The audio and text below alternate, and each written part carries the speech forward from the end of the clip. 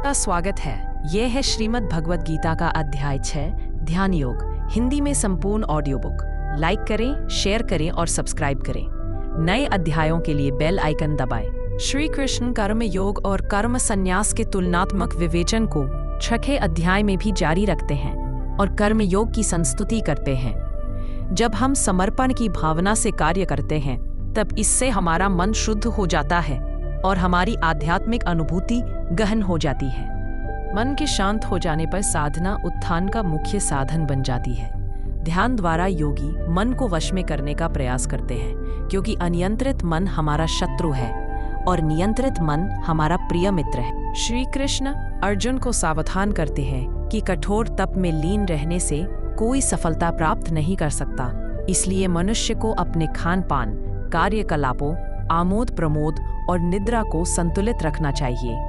फिर वे मन को भगवान में एकीकृत करने के लिए साधना विधि का वर्णन करते हैं। जिस प्रकार से वायु रहित स्थान पर रखे दीपक की ज्वाला अचल होती है, ठीक उसी प्रकार साधक को भी मन साधना में स्थिर रखना चाहिए।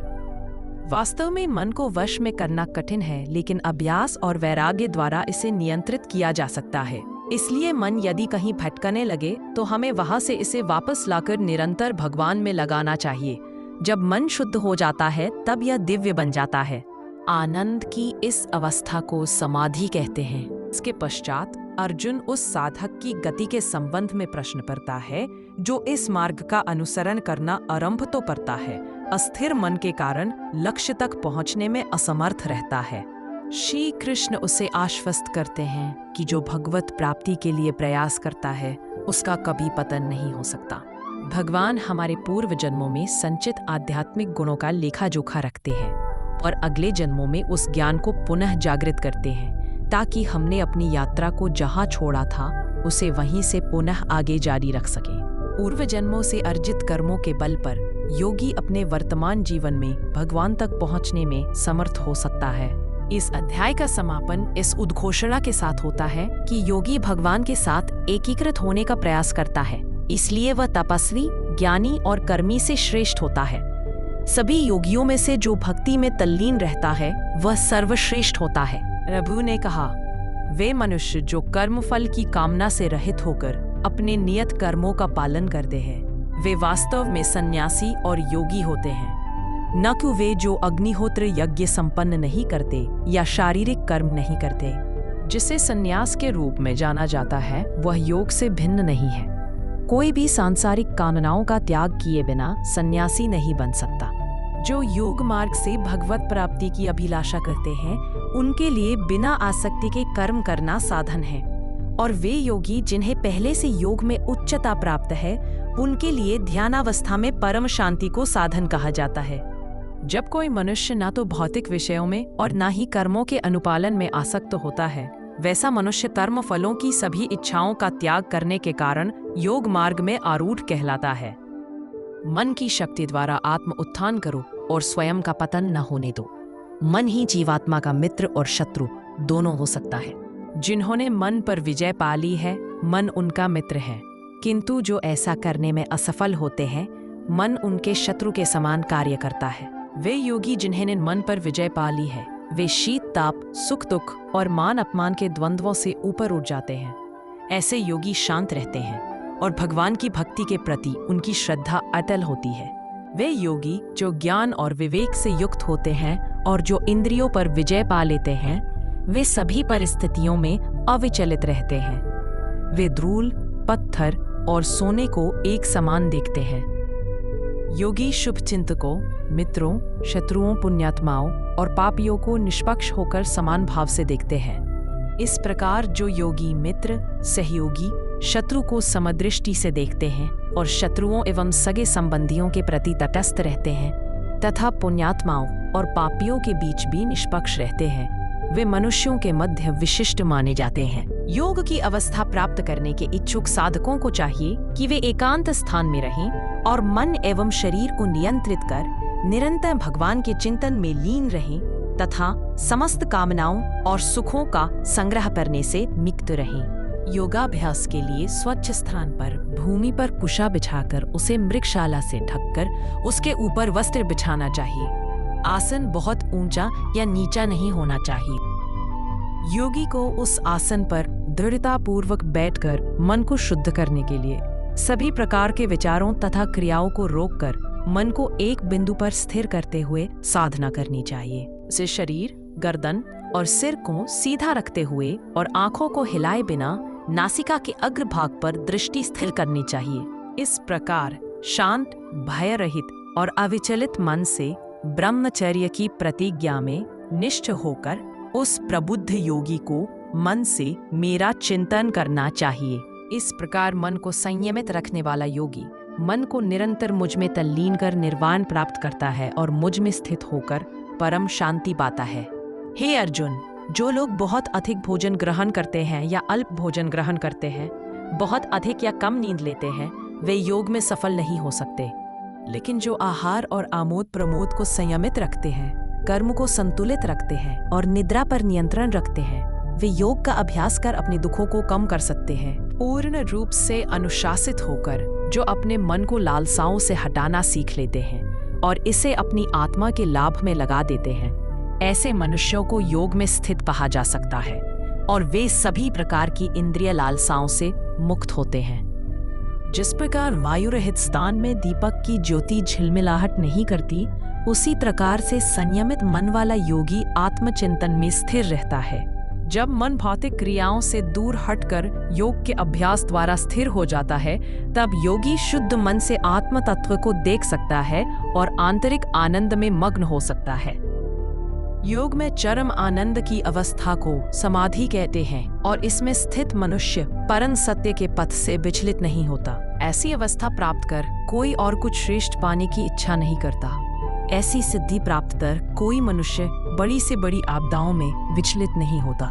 दह के संयोग से वियोग की अवस्था को योग के रूप में जाना जाता है। इस योग का दृढ़तापूर्वक निराशा से मुक्त होकर पालन करना चाहिए। संसार संबंधित सभी इच्छाओं का पूर्ण रूप से त्याग कर हमें मन द्वारा इंद्रियों पर सभी ओर से अंकुश लगाना चाहिए।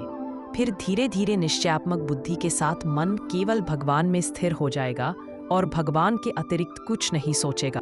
जब और जहां भी मन बेचैन और अस्थिर होकर भटकने लगे, तब उसे वापस लाकर भगवान की ओर केंद्रित करना चाहिए। जिस योगी का मन शांत हो जाता है और जिसकी वासनाएं वश में हो जाती हैं, एवं जो निष्पाप है तथा जो प्रत्येक वस्तु का संबंध भगवान के साथ जोड़कर देखता है, उसे अलौकिक आनंद प्राप्त होता है। इस प्रकार योगी स्वयं को भगवान से एकीकृत कर भौतिक कल्मशों से मुक्त हो जाता है और निरंतर परमेश्वर में तल्लीन होकर उसकी दिव्य प्रेममयी भक्ति में परम सुख प्राप्त करता है। सच्चा योगी अपनी चेतना को भगवान के साथ एकीकृत कर समान दृष्टि से सभी जीवों में भगवान और भगवान को सभी जीवों में देखता है। वे जो मुझे सर्वत्र और प्रत्येक वस्तु में देखते हैं, मैं उनके लिए कभी अदृश्य नहीं होता और वे मेरे लिए अदृश्य नहीं होते। जो योगी मुझ में एक निष्ठ हो जाता है और परमात्मा के रूप में सभी प्राणियों में मुझे देखकर श्रद्धा पूर्वक मेरी भक्ति करता है, वह सभी प्रकार के कर्म करता हुआ भी केवल मुझ में स्थित हो जाता है। मैं उन पूर्ण सिद्ध योगियों का सम्मान करता हूँ जो सभी जीवों में समानता के दर्शन करते हैं और दूसरों के सुखों और दुखों के प्रति ऐसी भावना व्यक्त करते हैं जैसे कि वे उनके अपने हों। अर्जुन ने कहा, हे मधुसूदन, आपने जिस योग पद्धति का वर्णन किया वह मेरे लिए अव्यवहारिक और अप्राप्य है, क्योंकि मन चंचल है। हे कृष्ण, क्योंकि मन अति चंचल, अशांत, हठी और बलवान है, मुझे वायु की अपेक्षा मन को वश में करना अत्यंत कठिन लगता है। भगवान श्री कृष्ण ने कहा, हे महाबाहु कुंती पुत्र, जो तुमने कहा वह सत्य है। मन को नियंत्रित करना वास्तव में कठिन है, किंतु अभ्यास और विरक्ति द्वारा इसे नियंत्रित किया जा सकता है। उनका मन निरंकुश है, उनके लिए योग करना कठिन है, लेकिन जिन्होंने मन को नियंत्रित करना सीख लिया है और जो समुचित ढंग से निष्ठापूर्वक प्रयास करते हैं, वे योग में पूर्णता प्राप्त कर सकते हैं। यह मेरा मत है। अर्जुन ने कहा, हे कृष्ण, योग में असफल उस योगी की गति क्या होती है जो श्रद्धा के साथ इस पथ पर चलना प्रारंभ तो करता है, किंतु जो अस्थिर मन के कारण भरपूर प्रयत्न नहीं करता और इस जीवन में योग के लक्ष्य तक पहुंचने में असमर्थ रहता है। हे महाबाहु कृष्ण, क्या योग से पथ भ्रष्ट ऐसा व्यक्ति भौतिक एवं आध्यात्मिक सफलताओं से वंचित नहीं होता और छिन्न भिन्न बादलों की भांति नष्ट नहीं हो जाता, जिसके परिणाम स्वरूप वह किसी भी लोक में स्थान नहीं पाता? हे कृष्ण, कृपया मेरे इस संदेह का निवारण करें, क्योंकि आपके अतिरिक्त कोई अन्य नहीं है जो ऐसा कर सके। परमेश्वर श्री कृष्ण ने कहा, हे पृथापुत्र, आध्यात्मिक पथ का अनुसरण करने वाले योगी का न तो इस लोक में और न ही परलोक में विनाश होता है। मेरे प्रिय मित्र, भगवत प्राप्ति के मार्ग पर चलने वाले का पतन नहीं हो सकता। योग भ्रष्ट जीव मृत्यु के पश्चात पुण्य आत्माओं के लोक में जाते हैं। अनेक वर्षों तक वहां निवास करने के पश्चात वे पृथ्वी पर कुलीन या धनवानों के कुल में पुनः जन्म लेते हैं, अथवा जब वे दीर्घ काल तक योग के अभ्यास से विरक्त हो चुके होते हैं, तब उनका जन्म दिव्य ज्ञान से संपन्न परिवारों में होता है। संसार में ऐसा जन्म अत्यंत दुर्लभ है। हे कुरुवंशी, ऐसा जन्म पाकर वे पिछले जन्म के ज्ञान को पुनः प्राप्त करते हैं और योग में पूर्णता के लिए और अधिक परिश्रम करते हैं। वास्तव में वे अपने पूर्व जन्मों के संस्कारों के बल पर स्वतः भगवान की ओर आकर्षित होते हैं। ऐसे जिज्ञासु साधक स्वाभाविक रूप से कर्मकांडों से ऊपर उठ जाते हैं। पिछले कई जन्मों में संचित पुण्य कर्मों के द्वारा जब ये योगी आध्यात्मिक मार्ग में उन्नति करने हेतु प्रयत्न में लीन रहते हैं, तब वे सांसारिक कामनाओं से मुक्त हो जाते हैं और इसी जीवन में भगवत प्राप्ति कर लेते हैं। एक योगी तपस्वी से, ज्ञानी से और सकाम कर्मी से भी श्रेष्ठ होता है। अतः हे अर्जुन, तुम सभी प्रकार से योगी बनो।